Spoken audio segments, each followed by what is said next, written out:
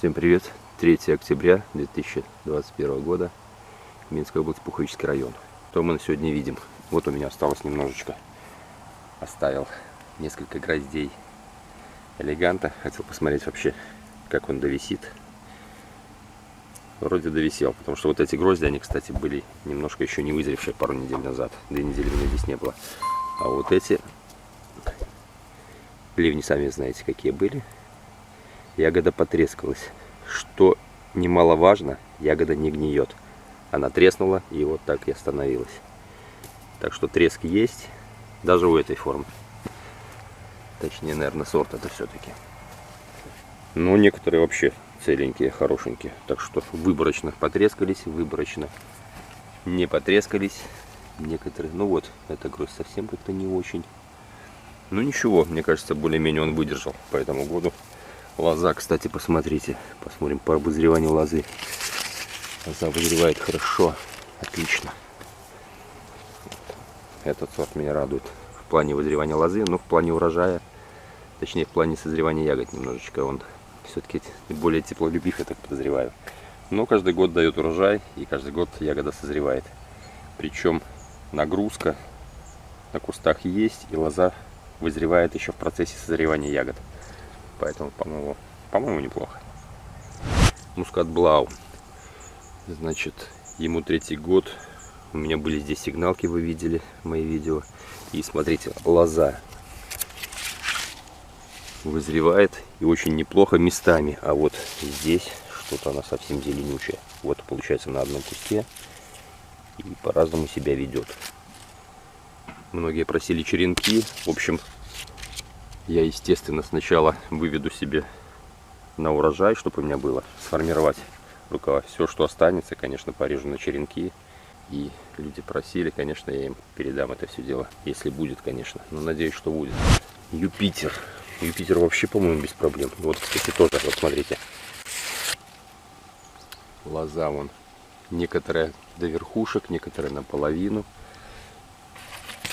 А некоторые вот немножечко слабенько вызревает. Тоже все на одном в том же кусту. Про 342 говорить нечего. У него всегда было все без проблем. Подарок не святая, который посажен в этом году. Лоза буквально только-только начала вызревать. Не хочет. Я ее горизонтально подвязал, но не хочет она вызревать.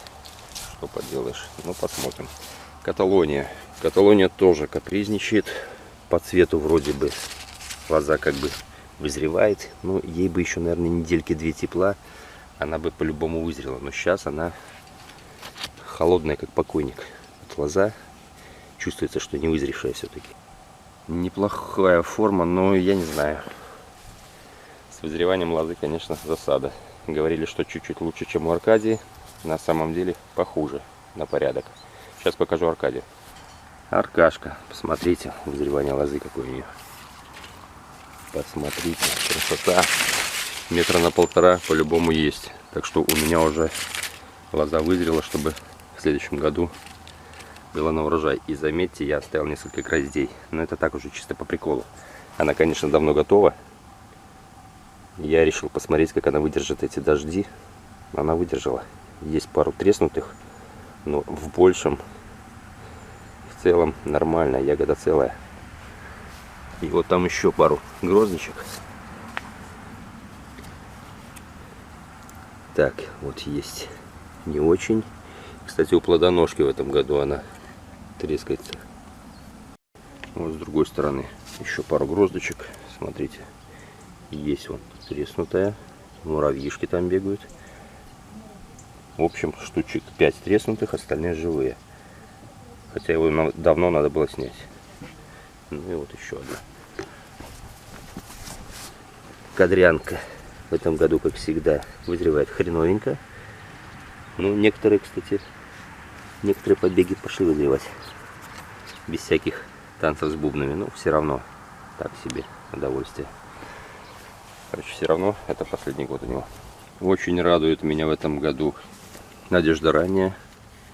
Дала мне сигналочки, ничего не потрескалось. Лоза вызревает, ну просто песня. Вкус хороший, ягода, сок окрашенный такой. Приятная ягодка, вкусная. Так что в следующем году, думаю, его немножко нагрузить. Но без фанатизма, конечно. Это все, которые уходят у меня на выкорчевку. Тукай. У Тукая проблем никогда не было с вызреванием. У него проблемы с урожайностью, с ягодами. А это, кстати, от соседнего куста. Это Алешенькин на пасынке остался. Я специально его оставил, потому что он, в общем, тоже на выкорчевку в этом году идет. Терять ему нечего. Но лоза при этом, при всем, вызревает, конечно, тоже отлично. Но вот по болезням в этом году, кстати, терпимо. Верхушки только у меня поболели. Сам он, смотрите, листик чистый, более-менее все живое. С большего неплохо повели себя. Преображение. Лоза неплохо, кстати, вызревает. Да. Прево нормально себя повела. Отводочек мой. Так что имеет право на жизнь. Молодняки мои, я их бегло пробегусь. В общем, по молоднякам у них, во всяком случае, на несколько почек вызревания у всех есть. У кого-то больше, у кого-то меньше. Байконур, отличное вызревание лозы. Почек раз-два на из десяток. Ромбик на 20 почек, наверное. В общем, все очень неплохо у них. Так, дынька вызревание тоже пошло хорошо. Раз, два, три, четыре, 5, 6, 7 почек где-то есть. Нельсон. В общем, все нормально. Ребятки, можно садить. Цитронный. Раз, два, три, 4 штучек 5 есть. Спонсор. Несколько штучек есть. Цимус. Штучек 6, наверное, тоже есть. Так что, в принципе, нормально. Так, дубовский розовый, кстати. Я с него снял сигналку, которую вы видели, которая порвала в хлам.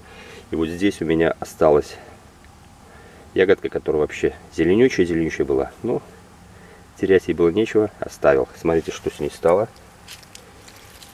Розочка. Смотрите. Какая красота.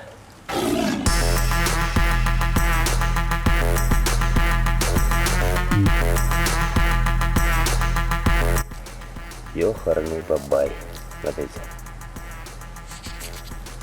Вот он. Дубовский нашумевший. Что с ним творится? Красавчик дубовский. Красавчик. Ничего живого в нем не осталось. Абсолютно. Капец какой-то.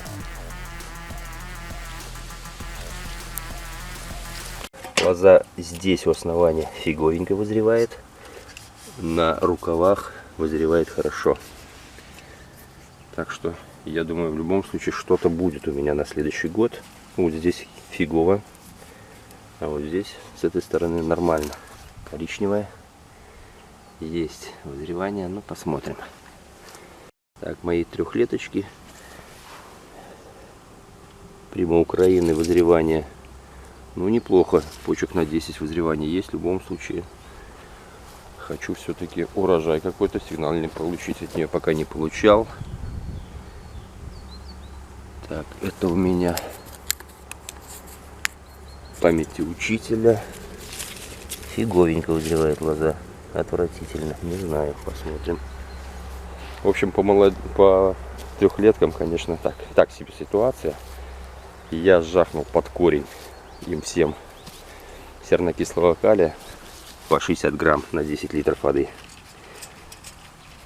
Так, это Аладдин, кстати. Аладдин очень неплохо вызревает лоза по сравнению с остальными. Остальные так себе. Это NZ Seedless. Не знаю, почему у него так с вызреванием лозы. Вроде не должно так быть, но по листу, по всему остальному вроде он. Ну, почему он так себя ведет, фиг его знает. Ну, посмотрим еще. Короче, вот, по молодняку где-то пусто, где-то густо. Вот здесь вызревание хорошее, где-то ужасное, где-то так себе. В общем, по листу кормить бесполезно уже, поэтому я давал под корень. Лист уже такой стеклянный, задубевший, он плохо в себя впитывает кормежку, поэтому я дал всю эту кормежку под корень. Не сам я это придумал, это по совету довольно продвинутых виноградарей.